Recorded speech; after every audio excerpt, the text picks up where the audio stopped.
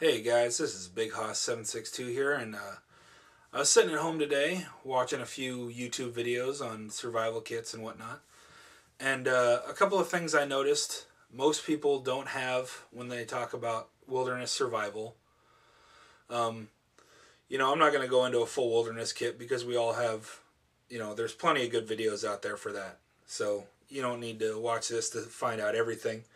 But this is just a couple of additional things that are could be very important, but most people don't talk about when they talk about survival kits.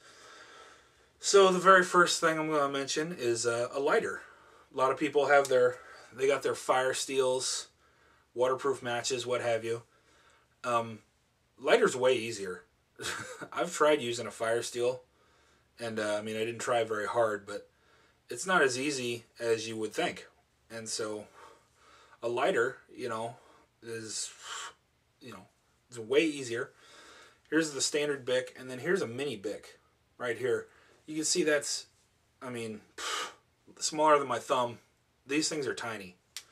So you ought to be able to find room in your kit for at least a mini Bic, and it works so much easier, let me tell you. And then another thing that almost nobody talks about when they go into the wilderness, or even in general, is a firearm of some kind. You talk about survival situations, snares and traps and fishing kits, blah, blah. And that's all good stuff, don't get me wrong. I'm not trying to put that down. But like a .22 rifle for bagging whatever, or any type of firearm, is just so much easier, if you know what you're doing. And also for most importantly, I would say defensive purposes. You have wild animals, bears, cougars, things like that. That's going to depend a lot on your area, what type of animals and whatnot is around where you live or where you spend your time. I usually carry a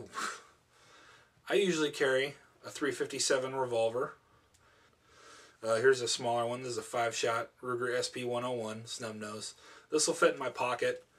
It's a little heavy for pocket carry, but it's a lot lighter than this or a .44 Magnum or something larger. But even something like this, Heritage Rough Rider, .22 Magnum and long rifle. It's a convertible, has 2 cylinders. Very inexpensive, pretty accurate. I like that gun. I've had it for years. It shoots very well. It's held up very well. I shoot it, all the time. And then here's a nice little AR-7 backpacking rifle. Weighs almost nothing. It is a little fat, takes up a little bit of room in your pack, but that's a handy device for bagging game if you need it. And certainly you want to check your local laws before you go packing a gun around in the woods.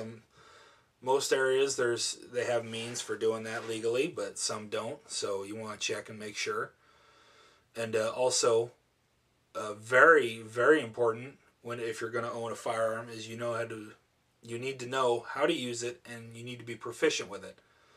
So yeah, that's just a couple things I thought I wanted to mention that not a whole lot of people talk about in wilderness survival, adventure, whatever.